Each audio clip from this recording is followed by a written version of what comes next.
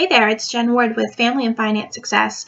Welcome to the very first edition of Monday Money Pulse, where we take care of your finances in an organized manner. I thought we would kick off the new year talking about the things that you need to do before you create a budget.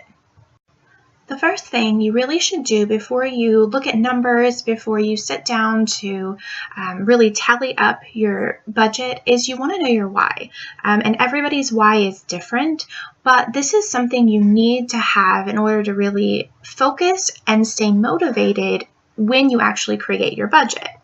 I listed some examples here of people's whys that I have actually worked with before, but your why is not going to be that probably. So you need to figure that out for yourself. And remember, this is to help you stay motivated through this process and through budgeting in general.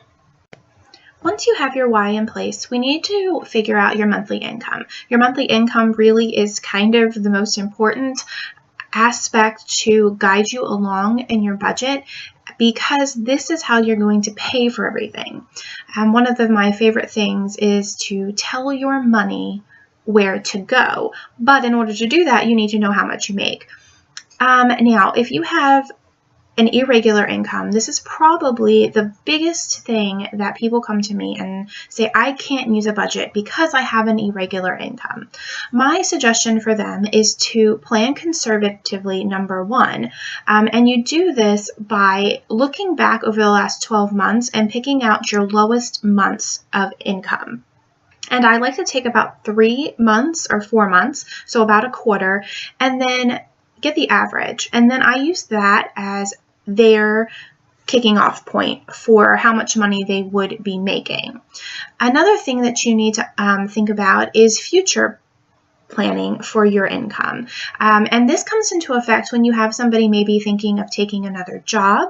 Are their income going to go up, or is their income going to go down? And also, if you have a parent in a situation where you might be thinking about becoming a stay-at-home parent and losing an income.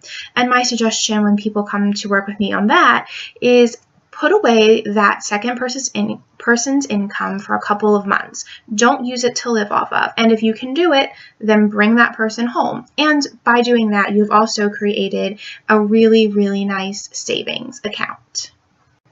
The third action that you need to take after you have got all of your whys and your income figured out is you need to tally up your bills and expenses. Now, this is going to be for all of your expenses that really are not going to change or fluctuate. And this is one of the ways that I personally like to map out my personal expenses. So this is going to be monthly, quarterly, and yearly bills. So a lot of the times we get stuck in this month view, a 30-day view of our bills, and we're not planning for future expenses. So it's really nice to sit down one evening with you and your spouse or whoever in your household is creating bills and thinking about what is going to be coming up in a couple of months. So maybe 3 months you have your emissions test due, or you have something that you need to maintenance for your vehicle. So these are the types of bills that need to go in this category. So you've got your rent or mortgage, you've got daycare expenses, utilities, life insurance, anything that really is set and is not going to change probably for the next 6 to 12 months. There's also something called forgotten expenses, and these expenses really are things that kind of pop up on you every year. And I really like to write those down somewhere so that way when I'm planning for a budget for next year, I remember to include those in that budget. Your household and living expenses are where I really like to include the variable costs that if I'm having a light income month, then I can cut back on these. And if I'm having a good income month, then maybe these are things that I would be able to splurge a little in. So this is going to be monthly costs such as groceries, certain maintenances for your house and your vehicle, entertainment. This is also where gifts would go. Anything anything that is not something that you are required to pay a certain amount on would go in this. And this can be a really hard portion for people to kind of come up with a good number to plan for. So what I like to do is tell people to go back 3 months in their bank statements and just conquer and divide. Divide everything up and figure out how much you're actually spending on the areas that you want to budget for. Okay, guys, the last task, which is task number 5 that you need to do before you can create your budget, is you need to decide on a couple of things. And when you decide this, you need to have whoever is going to be the other person in this budget creating scheme with you there as well.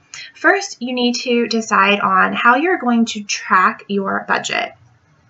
That could be a software, it could be Excel, it could be written for all it matters, but you just really need to decide on how you're going to do that and stick with it. Second, you need to decide on your goals. What goals do you want to have financially? And that can really relate back to your why, but you need to make sure that you're focusing on that. And the last thing that I like to tell everybody to do is to sit down and think about when you can schedule time to revisit your budget, revisit your goals, and think, are we doing good at tracking? Are we doing good at sticking to our budget? Are we doing good? Is there an area where we may need to increase money or decrease our spending? And this is really important to do at least once a month, but I know a lot of people who have found great success with doing this weekly and doing just a 5-minute check-in with each other. Okay guys, it's time to create your budget. Next week we'll talk a little bit about that on the Monday Money Pulse. But if you would like to get a checklist with everything that we covered today, you can visit familyfinancesuccess.com. And if you think this would help somebody else, I'd love it if you would share it or give us a big thumbs up. I will talk to you all next Monday. And don't forget, if you have a question for me about family or finance, hashtag MMPulse on Instagram, and your question could be featured at the end of every month. Thanks, guys. Bye-bye.